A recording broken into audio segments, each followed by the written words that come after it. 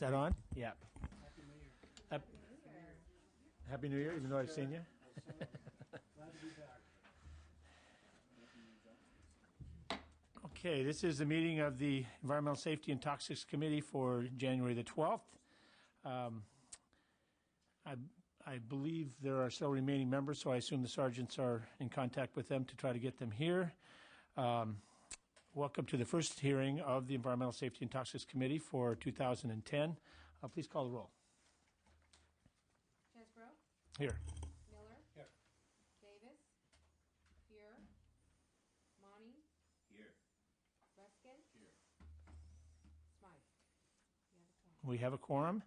We have a quorum. Members, we have a short agenda today. We have two bills and a resolution. At the request of Assemblyman Logue, we have removed AB 913 from today's agenda, and he's agreed to co-author AB 25 by Assemblyman Gilmore. AB 25 is a consent item with the understanding that the author's amendments will be taken in the Judiciary Committee to allow a timely hearing of the bill in its second policy committee. I don't know if there's any desire to discuss or pull AB 25 off the consent. Otherwise, I would entertain a motion to approve consent. Okay, consent has been moved and seconded. I'll ask for call of the roll. Chesbro? Aye. Chesbro, aye. Miller? Aye. Miller, aye. Davis? Here. Monty? Aye. Monty, aye. Ruskin? We're still muted. Aye, Ruskin. Oh. Ruskin, aye. Smythe? You have a... We have a quorum. See, we go away for a few weeks and I forget how to use the buttons. So maybe we just ought to meet all the time so we don't forget, you know. I'm going to allow Ms. Lowenthal, who both was here first and should be a little bit quicker with her Assembly Joint Resolution 24, to go first. This is the International Treaty on Ocean Air Pollutants, or Pollution.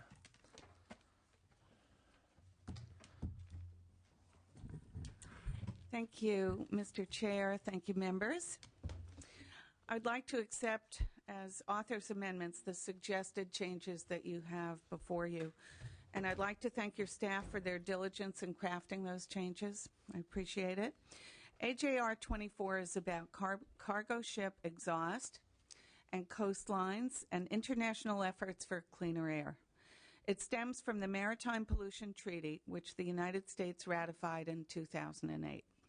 In 2009, the United States joined Canada and France to create a 200-mile emission control area off the coastline of the U.S., Canada, and the French islands of Saint Pierre and Miquelon, if I pronounced that right. It requires ships in this zone to use lower emission fuels, reducing NOx, SOx, and particulate matter pollution in the coastal areas of the United States. In order for this zone to become a reality, it still needs the approval of the International Maritime Organization of the United Nations, the IMO.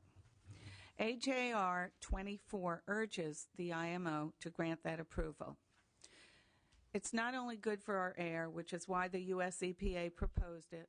It's good for our ports because it levels the playing field by requiring ports in other states to follow similar clean air rules, and the shippers themselves who are sponsoring this resolution believe it is good for business, something we all care about right now. Okay. Any witnesses in favor? Yes, thank you. Good afternoon, Mr. Chairman, members. Mike Jacob with Pacific Merchant Shipping Association, and we're the sponsors. And we'd like to thank Assemblywoman Lowenthal and the committee again for the changes and the amendments and the work that was done. But also we want to commend the legislature in general for being proactive several sessions ago in passing AJR 8, which was a predecessor resolution to this one, which encouraged Congress to ratify MARPOL and for U.S. EPA to move forward with an emission control proposal. They've done that, and this is kind of the final chapter on that, asking IMO to move forward and actually adopt the IMO that was proposed.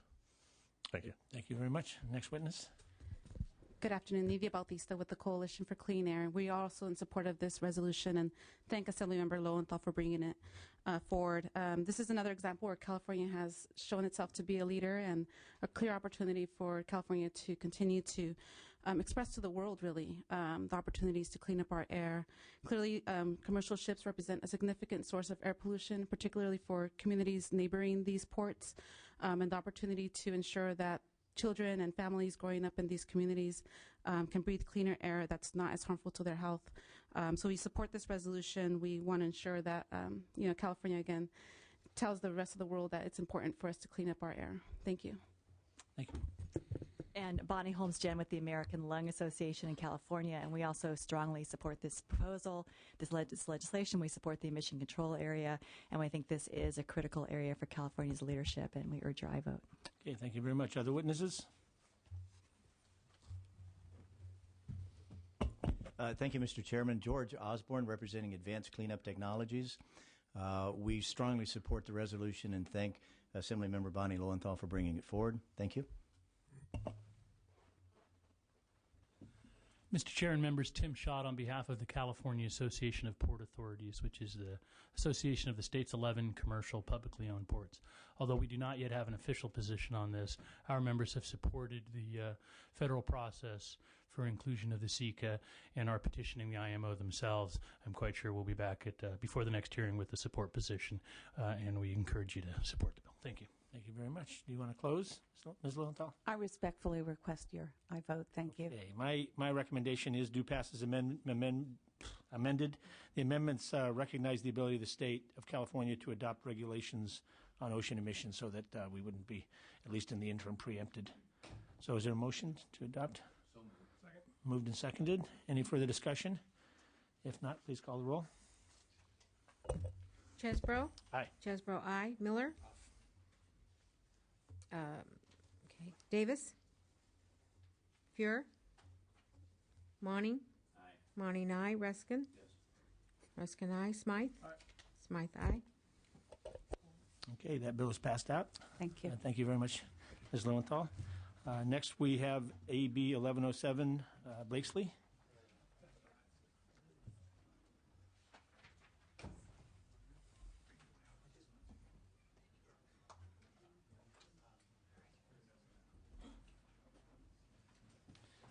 I want to point out that we, although the author can talk as long as he wants, we had a full hearing on this bill previously, so I'd encourage any witnesses to realize that and help us expedite the discussion.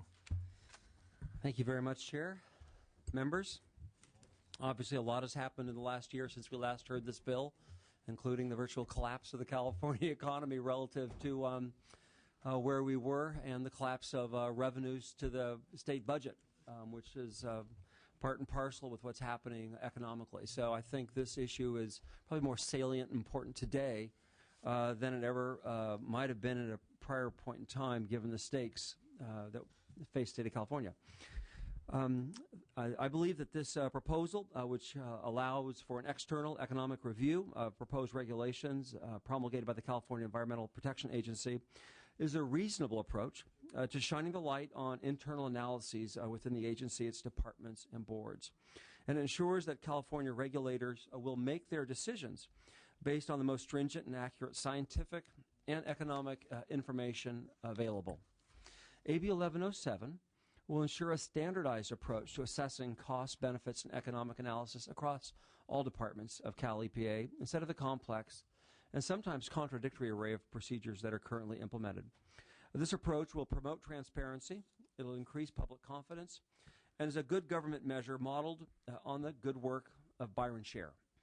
Byron Scher first understood the need for external peer review of scientific data, which is used to help drive our regulatory decisions. AB 1107 is drafted on that model because just as it is imperative that we have good scientific data, data in which the public can have absolute and complete confidence knowing that it was done by professionals in the field. It's equally important, and we're certainly seeing that today in the state of California, that we have sound economic analysis, which is robust. AB 1107 is written to ensure that no additional costs are passed on to the state. The external peer review is not triggered unless the requester contractually agrees to pay the full cost. To ensure that the review is done without any undue influence from the requester may have no role in the selection of the peer review entity and may have no contact with the entity. And in fact, the identity is kept confidential until the analysis is reported to the agency. The list of qualifying institutions are the National Bureau of Economic Research, the University of California, the California State University system, or a group of economists of comparable stature and qualifications that are selected by the president of the University of California. California is a trendsetter nationally and around the world, and many of our regulations, if done intelligently, can actually produce significant economic benefits, which is in part what such an analysis can demonstrate. Reducing long-term costs associated with damage to public health and environment are only some of the tremendous benefits that can be done when regulations are promulgated intelligently with all the facts. And if done correctly, can stimulate new green jobs, new industries, and attract venture capital. The key is having good science and good economics. AB 1107 takes steps to ensure that we have that information so that not only can we produce positive economic outcomes with intelligent regulation, but also receive maximal economic benefits as well. And just as there are benefits to transparency and sound information, there are also significant risks without those elements in making our decisions. Without thoroughly vetted economic analysis, we risk doing harm to the environment, health, safety, jobs, and workers. And so I ask for your support for 1107 as a good governance bill that demonstrates that what's good for the economy can also be good for jobs. It's something I believe strongly. But we need to have daylight, and we need to have the best information as we make these critical decisions as trendsetters nationally and internationally. I ask for your aye vote, and I have a few witnesses which will join me, starting with Lori Nelson. Yeah. Robert's going to start. Witnesses in Thank you. favor. Robert Callahan with the California Chamber of Commerce, here in strong support of the bill. I think first it's important to identify what this bill is not about today. It is not about fighting old regulatory battles. It is not about slowing down regulations. This bill is about creating consistency and uniformity at Cal EPA. It is about ensuring that regulators are aware of the economic impacts of proposed rules and regulations. It's about making sure stakeholders have confidence in the system. Currently, there's no single standard for evaluating the economic impact of environmental regulations. While there are various laws for agencies to consider, to assess, or evaluate the potential impacts on business, it is our experience that these serve more as a check-the-box requirement when doing rules than a substantive economic analysis of those regulations. What is clear is that we lack a type of uniform standard operating procedure that was recommended by Cal EPA as referenced in the SHARE bill, that if it works for the scientific portion, it should work for the economic portion as well. 1107 will bring consistency and uniformity, and we believe it's important for regulators and stakeholders to have the understanding of the economic information as they go through the promulgation of regulations. Let me reiterate, AB 1107 does not attempt to slow down the process or create any roadblocks. There is no obligation for any of the boards, departments, or offices to modify the regulation based on the information, the economic analysis, or peer review. Speaking of the peer review, the process is important to provide a second look if a stakeholder so desires it. And we think because it's paid for by the stakeholder, it will serve the dual purpose of ensuring our economic data is unimpeachable and of inspiring confidence in the regulatory process. We believe this bill is eminently reasonable if you read the language of the bill, and we'd urge your aye vote. Thank you. Thank you. Mr. Chair, members, Lori Nelson on behalf of the Consumer Specialty Products Association. We're basically your consumer and institutional industrial products. And after over 20 years of being pushed by my friends in the environmental community, I can say actually that in many cases we do have better products. Not in every case, but in many cases we have better products because of them. We're consumer products. We want you to love us. We want you to trust us. We want you to take us home and use us. So it's in our benefit to make as green products as possible. That said, let me tell you what we're not asking for. We're not asking for any rollback in environmental regulations. We're not asking for any delay in environmental regulations. And we're also not asking for you to prioritize economics over human health or the environment. We're not asking for any of that. 1107 has the same standards and restrictions as the current scientific review you've heard about. You have to have qualified experts, no conflict of interest. We've got a limit on resources right now, both in government and in industry. So it seems in everybody's best interest to have the best dollar use for the most environmental gain. That just makes sense. And the language in the bill supports this. You've got an agency that controls who does the peer review. Agency controls the time work of the frame review, so there's no delay. An agency can also disagree with any of the findings. They don't have to accept it. They just explain why they disagree with it. And the interested party must pay, so it's kind of a win for everybody involved. I have a couple of examples if you're interested of some of the challenges we face with the current situation, but we think this is a good, reasonable approach, and we urge your aye vote. Thank you. Next witness. Bill Grigg, representing the California League of Food Processors. Our members are fruit and vegetable processors throughout Central Valley, California. Our member companies are highly regulated. We are integrally involved with our regulators. Food safety is critical to our members selling their products. So we see the relationship, one of working together. The frustration over the years has been for our members, whether it be air issues, water issues, pesticide issues, whatever it may be. Typically, when a new regulatory program comes into place, there's usually some type of cost effectiveness analysis.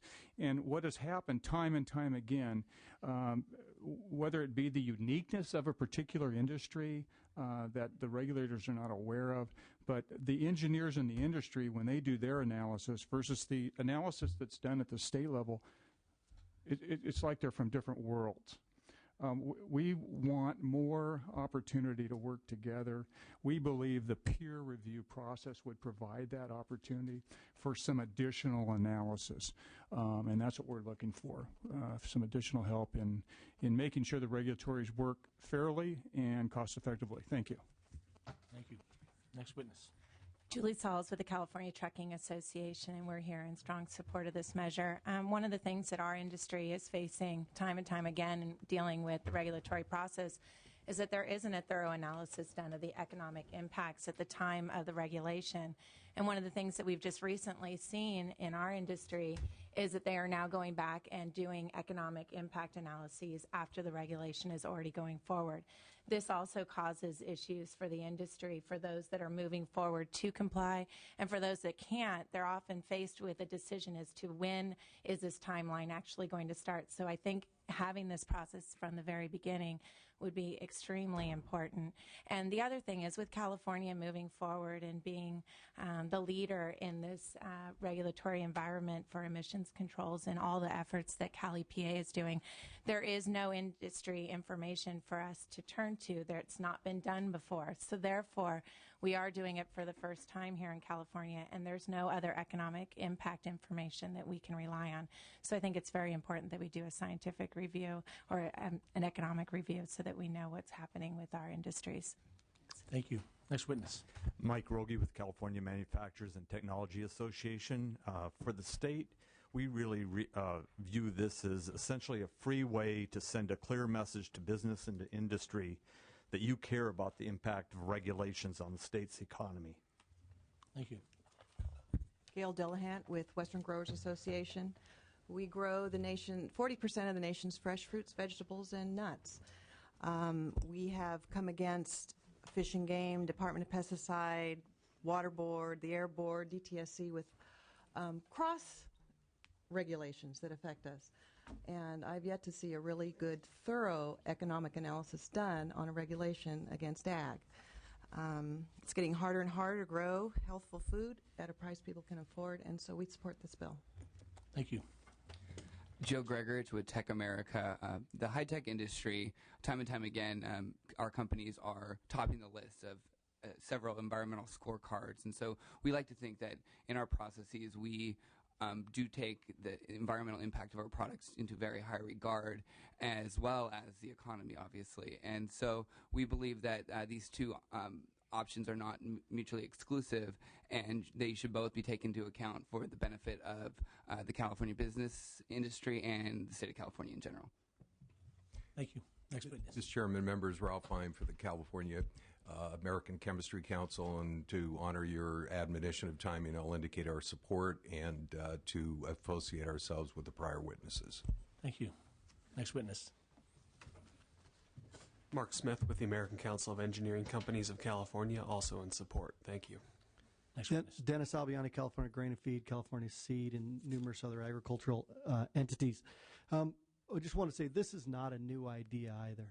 On the federal level, Jimmy Carter, President Carter, signed an executive order that has the Office of Management and Budget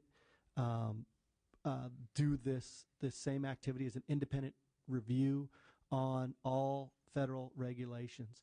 It works out well. Having a third party look at what an entity is doing allows them to do, frankly, a better job on the first time around, because they know that somebody's going to overlook their work.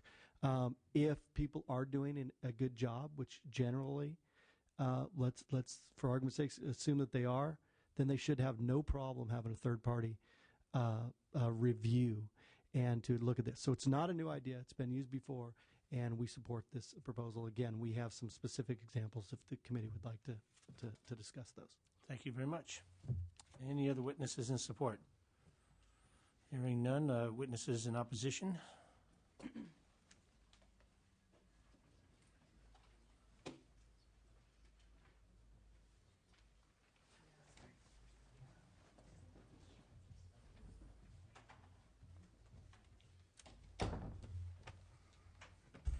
I'm Bill Alio with the Environmental Working Group, and also representing some other advocates who couldn't be here today for the Natural Resources Defense Council, Environmental Defense Fund, and the Union of Concerned Scientists. First, we have to respectfully oppose the bill. I think it's eloquently crafted and clearly an area of serious matter that you deal with every day here in the legislature, of cost to business being balanced against environmental protection and protections to public health. But we think it's a flawed bill at its core. One is we think it will add delays to getting regulations passed, which is the antithesis, I think, of what the regulated industries want. It'll add costs to the agencies, which are unaccounted for in this bill, I think significant costs to do this kind of analysis. And third, I think most important is, as the author said, that California regulators they need to have the most unimpeachable economic analysis. And I think that's the basic problem with the bill, is that cost-benefit analysis is impeachable. As a young grad student in the mid-'70s, already at that time we were hearing that cost-benefit analysis can be manipulated, and I think the staff of the committee has done a great job of looking at some of those issues about cost-benefit analysis, in particular that it doesn't adequately account for many of the benefits that are on the environmental side, public health benefits, and to things that have no voice, such as water, trees, and air. So with those reasons, we would respectfully oppose the bill. Thank you. Thank you. Mr. Chairman, members, Bonnie Holmes-Jen with the American Lung Association of California, and we are also strongly opposed to this bill. And we believe that it would really place a huge unnecessary burden on the state's ability to protect our environment and public health, and would require a duplicative layer of economic analyses for a huge long list of rules and policies and regulations adopted by all the state environmental agencies. And we would like to point out that the State Air Resources Board and other agencies have a very long and proud history of strong scientific analysis and sound science, and the agencies have really prided themselves, have been very proud of their history of focusing on good, sound science behind every regulation. And of course, California regulations are cutting edge regulations. We have some of those protective regulations in the country, and our regulations on air quality and other environmental media have resulted in tremendous protections to public health, reductions in illnesses and death, and have tackled huge challenges such as the worst air quality in the country. The State Air Board and the California EPA agencies have pretty extensive existing review of economics. There are reviews of the cost effectiveness of every regulation. There are peer reviews of the science already that occur underlying each regulation, and you've noted many of these in your analysis. There are reviews of alternatives to proposed regulations. All of these already occur under existing law and are occurring now for every regulation that comes before the boards and the agencies and departments. And state agencies have an extensive public review process with many opportunities for input from all interested parties, including multiple workshops and hearings and a very extensive public record. So we believe there's already an extensive process in place. And I'd like to point out that at least in the air quality area, it's clearly proven that air quality regulations result in benefits, health benefits, that are far, far more than the cost of the regulation. In the diesel area, we're looking at regulations that are resulting in health and medical benefits that are 10 times or even greater the cost of the regulation. So we're resulting in tremendous benefits to the people of California. So just in closing, we believe that this bill establishes duplicative and unnecessary requirements, would involve increased costs for two agencies and delays in developing important and health protective regulations. We urge a no vote. Thank you. Next witness. Bill McGavin with Sierra Club, California, in opposition. I agree with the comments of the two previous witnesses. Also want to add that there have been some major problems with the external peer reviews that have been done at Cal EPA, and this bill would actually exacerbate those problems rather than relieve them. We've had public health goals that have been years and years behind because of problems with peer reviews. There have been peer reviews that have been plagued by conflict of interest.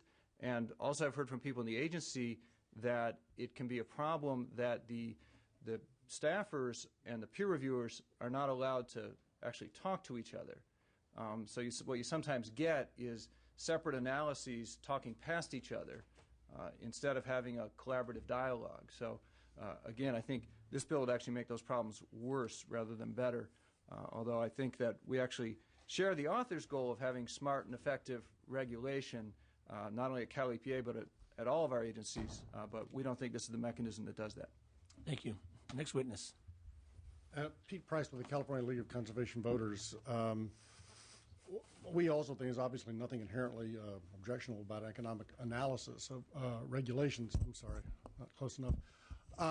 But as others have mentioned, it's not as though the rules currently are not subject to any economic analysis. As a matter of fact, two of the biggest laws now in the regulatory arena, AB 32 and the Green Chemistry Initiative, have additional economic analysis requirements. And I would think that there might be an opportunity to tweak those existing requirements instead of creating this new process. I don't for a minute think it's the author's intention to see delays as a result of this, but I think there's no doubt that that will be the result. And to the extent, as someone on the other side mentioned, that this is similar to President Carter's order, knowing what happened at OMB in the 80s with environmental regulations, I don't think it's a path we want to go down, so we oppose. Thank you. Next witness.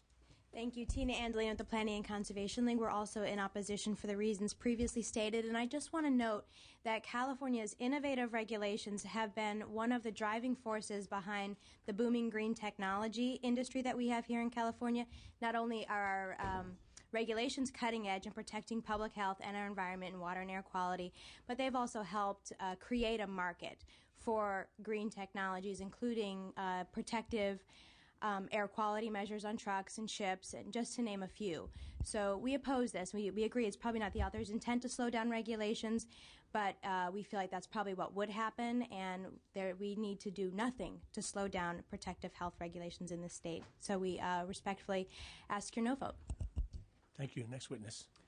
Yes, Ignacio Hernandez on behalf of the Consumer Federation of California in opposition. Thank you. Next witness. Lori Chin on behalf of Clean Water Action in opposition. Nidia Bautista with Coalition for Clean Air, also in opposition. Wade Crowfoot from the Environmental Defense Fund, also in opposition. Okay, thank you. Any other witnesses in opposition? Well, I'd like to express my frustration that this is appears to be a polarized issue, and I think clearly conceptually you're onto something, and I think we heard most of the witnesses say, that this sort of thing is important, or this concept is important, but clearly there hasn't been, or I guess I want to do this in the form of a question. Since we last heard this, what efforts have been made? I asked the Chamber the same question when they were in my office yesterday. I want to ask you, Mr. Blakeslee, what efforts have been made since we last heard this to since this is something that theoretically both sides of the environmental argument, or the business side and the environmental side of the argument, would be favorable to, since there are economic benefits to environmental protections, as well as a valid point of view on the business side that regulations can be onerous and costly. What effort has been made to try to find common ground to move forward with something like There have been some discussions the last time we presented this bill as to whether or not this might be introduced into budget discussions. If I remember your direction to me and my feedback to you as to where we might actually ultimately find a place to implement this. And obviously the budget went in a different direction. Instead of focusing on regulatory actions that could help stimulate economic activity, we looked at other sorts of restructuring and reform issues. So this ultimately did not end up going into that context where I thought there was going to be a discussion on regulatory reform in that budget context, as we discussed at the last hearing. But what has happened, as I mentioned in my introductory comments, is that there's been a pretty significant deterioration of the economy, and there's been, I think, a much heightened sense that we as legislators and as a legislature need to begin moving bills like this forward so that we can begin having this dialogue in a legislative context. These are bills that are going to be double referred. They are double referred. They're going to go through appropriations, and they have a long, arduous path, which is, of course, the right place to have that discussion. And so we felt it was only proper and appropriate, rather than to abandon the bill, given how important the issue is and important the economic times were, to begin that process of moving it forward and using this as a chance to perhaps clear up some of the misperceptions. And with your indulgence, I'll just speak to a couple of them, if I may. Sure, but I also want to be sure we reserve the opportunity for committee members to comment or question you. So go ahead. Sure. I think one concern I heard, which I'd like to try and speak to, is this question of cost-benefit analysis. And the committee's analysis emphasizes that it may not be appropriate because its cost-benefit analysis typically does not seeks to only essentially monetize or fiscalize certain decisions we make. And the analysis identifies, by doing so, you potentially could miss social, cultural, and religious values that may have importance that are difficult to fiscalize or monetize. In point two is that a cost-benefit analysis may fail to appreciate long-term environmental benefits in terms of relative to short-term costs. And third, it doesn't assess issues of social inequality, social justice, and who bears the cost. And I wanted to use this as an opportunity just to reference back to the bill, which makes no reference of fiscalizing this process. As we define benefits, it clearly states it means reasonably identifiable, significant, favorable effects. And any of those items we just mentioned, whether they be environmental or social or religious or cultural, would clearly be could reference a significant favorable effect. So, but if it's an economic analysis, though, doesn't that automatically favor things that can be monetized? No, it doesn't. A fiscal analysis would. An economic analysis is much more of a systems approach. So, for example, the economic impacts of regulation potentially, I think, as we just heard from the Lung Association, can potentially produce regulations which generate, according to her testimony, 10 times the benefit relative to the cost. There's an example of where some effort has been made to demonstrate that regulations, in fact, can not only be cost effective, but can save California taxpayers, save families huge costs. But that's only a part of it. In those comments, that spoke to the fiscalization effort. There's also this simple question of what's the value of the life of a child. And if in the course of analysis and identifying all the benefits, which is not described solely as monetary, fiscalized components, the benefit is a child living longer, that clearly would and should be included. And similarly, costs are not necessarily pure economic costs. There can be social justice costs. There can also be costs in terms of long-term impacts of the economy and global warming. So I wanted to use this opportunity to try and at least from my perspective, correct the misimpression that cost-benefit is necessarily a fiscal exercise when we know in a holistic sense the impacts of these regulations obviously extend well beyond the pocketbook. So that was the first thing I wanted to try and clarify on the record, just to point out that the bill does not talk about fiscalizing or monetizing. And it was my intention as the author to have that type of a definition. I want to use this opportunity to address that issue. Well, I just want to point out that a negotiation with the environmental community, if that's the case, quite possibly could satisfy their concern, because I don't think the bill says that explicitly. I think you're saying sort of more or less by default, we're not saying it excludes non-monetized, this is too long a word to use, non-monetizable, I don't know, things that are difficult to monetize, therefore it could be included. Well, I don't think that's satisfactory to the advocates for the environment and for social justice. And so that's why I'm raising the question of trying to bring together the parties to find a way to satisfy all the concerns to come up with a concept that could be broadly supported. And again, it is the hope that this bill moves forward so that through the course of the rest of this year, this type of discussion can occur in the light of day as opposed to behind closed doors, and we can be in a place where if we need even further clarification as to what costs could include, with included an enumeration of benefits and costs, that type of clarification, certainly something the author is comfortable with. And I firmly believe that we as a society understand that probably the greatest social injustice is the loss of a job or potentially having the deleterious impacts of pollution affect your community versus another community. And those are the sorts of analyses which intelligently would go into making sure that we have the right sort of information getting to regulators. The second thing I'd like to speak to, and I really appreciate Pete Price's help. He actually provided some interesting ideas, and I'm appreciative for his input.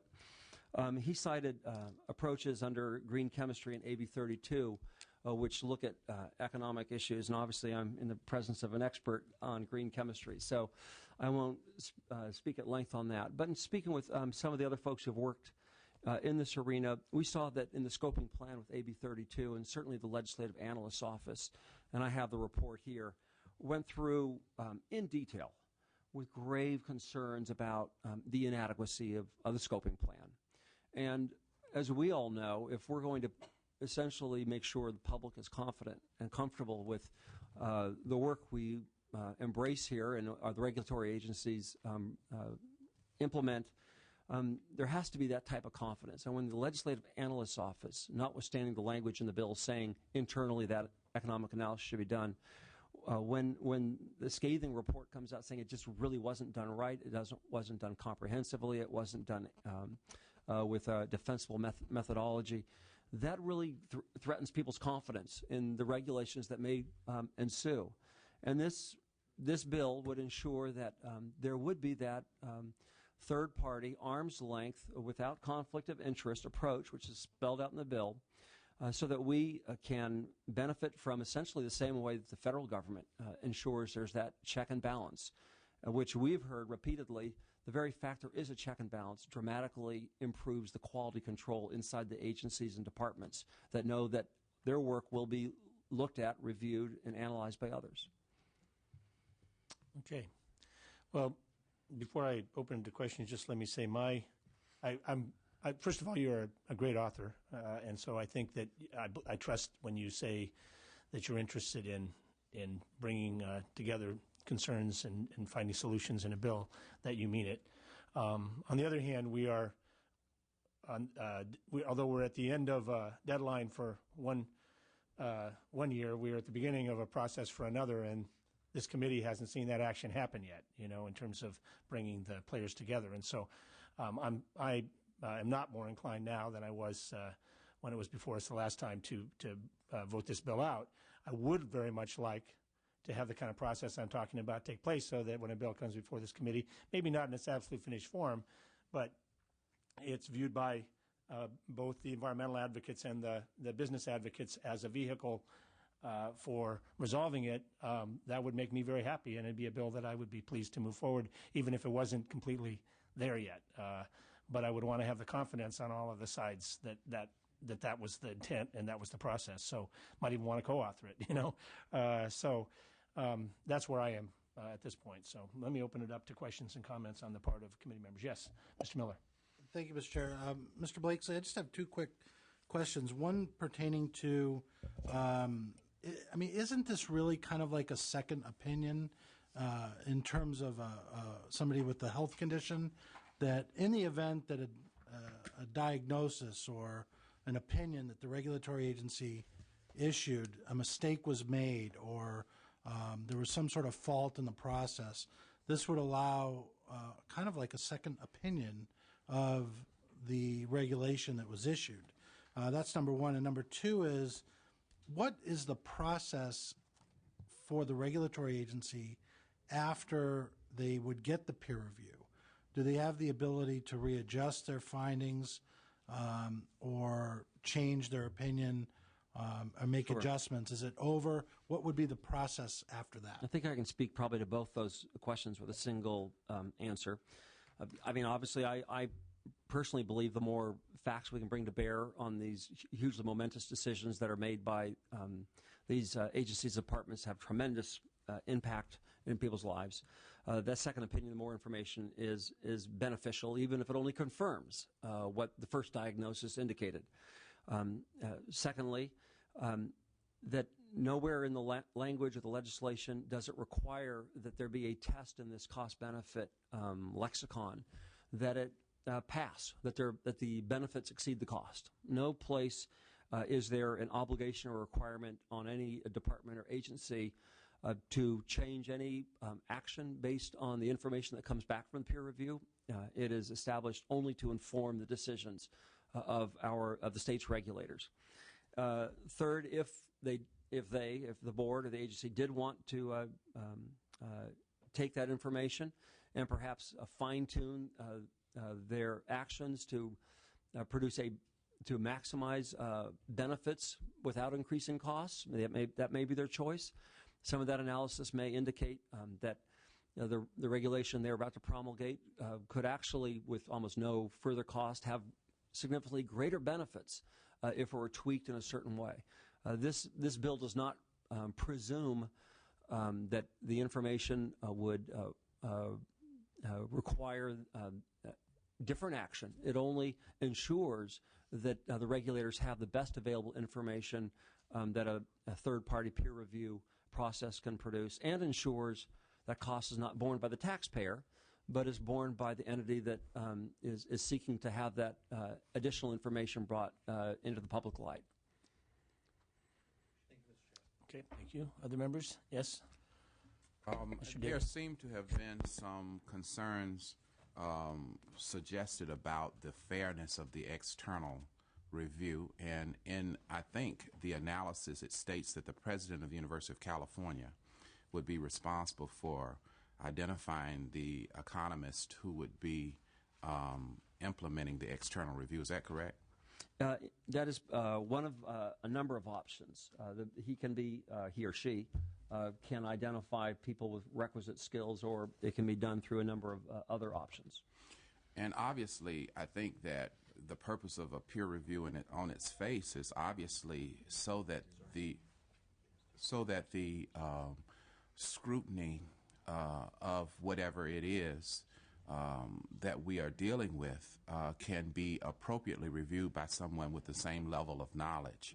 I am certainly curious as to your observation from the environmental community about how, in fact, this external review will slow down progress. Can you give me some observations as the author in terms of, and I know we can't prevent any issue that might occur in every given situation, but conceptually, what is your observation about the importance of this? Sure. I think that the question of a delay in implementation is one that was raised a few times. And let me see if I can't speak to that. There are two time windows that are articulated in the bill: a 15-day window for some entity to take action and say, well, I do want to go ahead and seek this extra information. So it's not something that can happen a year later, 2 years later, 10 years later.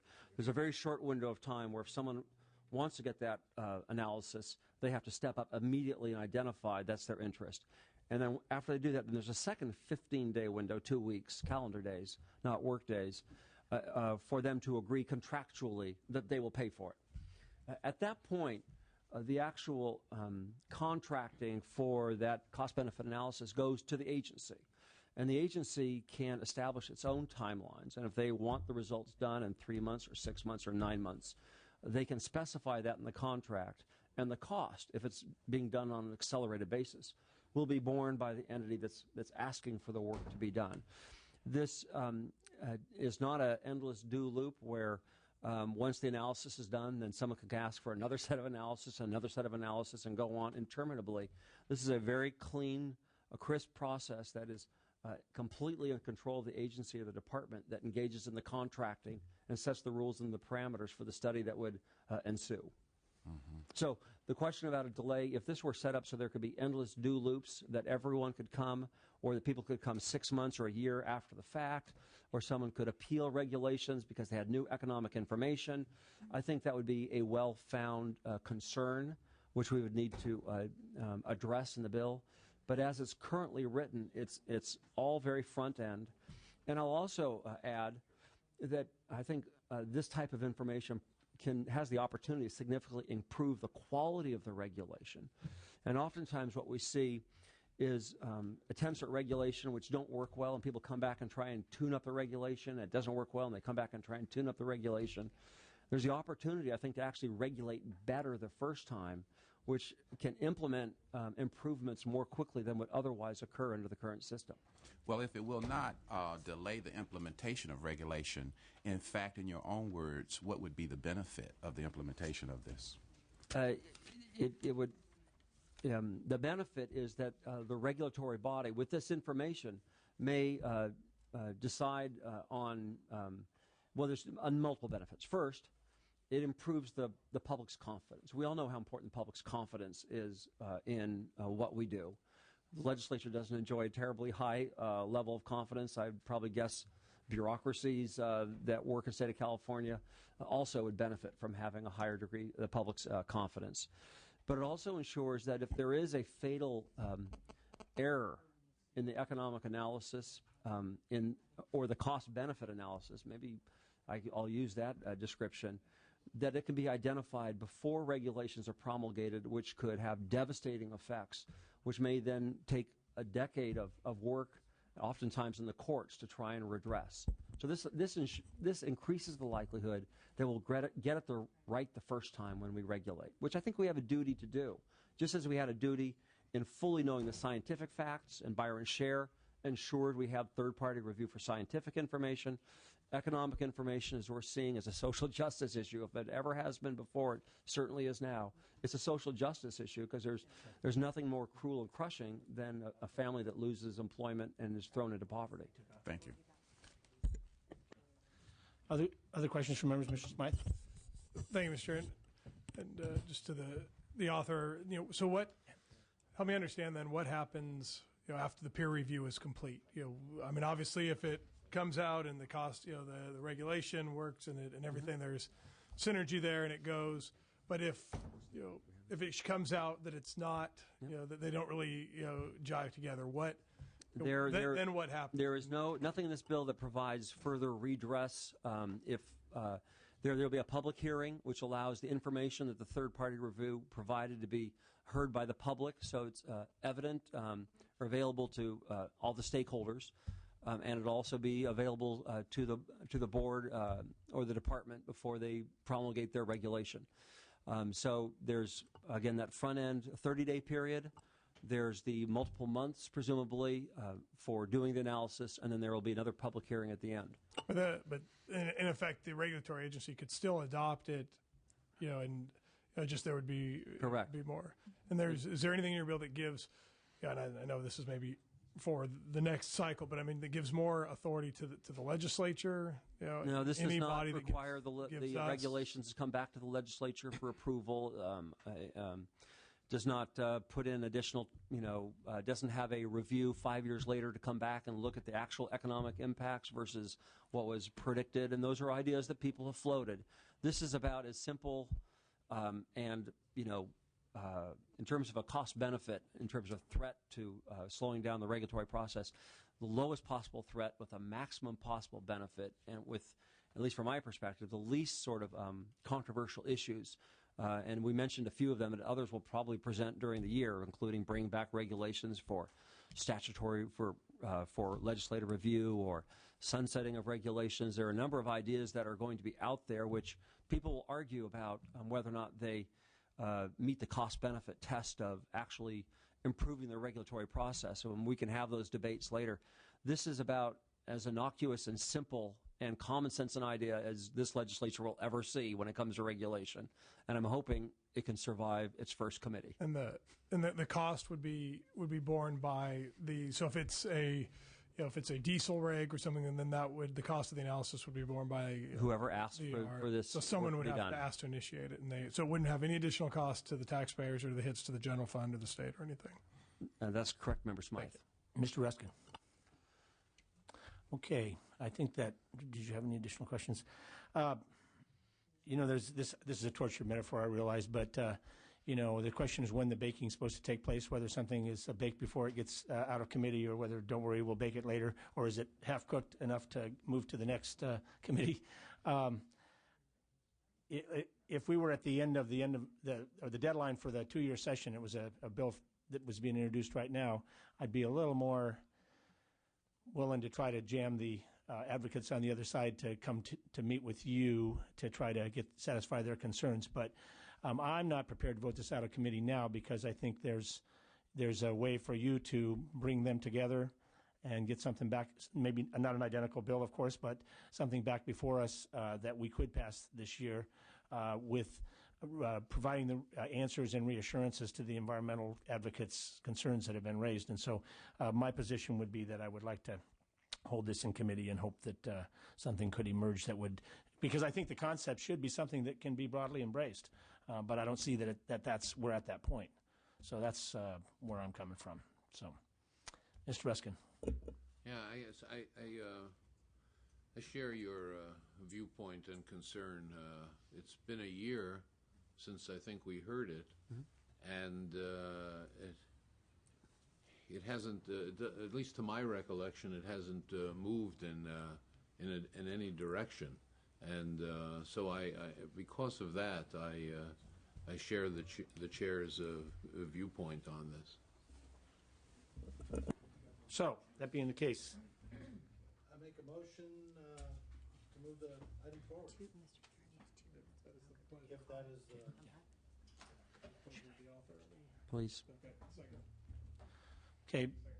Given the fact that it would be my preference to hold in committee, I'll be voting no on the motion, but I don't want that to indicate that I'm not willing to entertain a grand agreement on this subject subsequently. So I'm sure you'll hold me to that if you're able to make progress in the area that I'm talking about.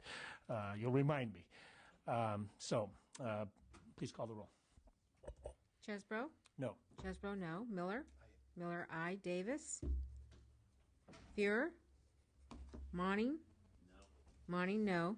Reskin? No. Reskin, no. Smythe? Aye. Smythe, aye. Mr. Fuhrer has entered the room. Fuhrer? Fuhrer, no. Fuhrer, no. And we will. What's that? Okay. The motion fails. We will hold the roll open very briefly for Mr. Davis. So. Thank you, Chair. Thank you, members. Appreciate your time. You're very patient with me, and it means a lot to me. Thank you very much. Do we know?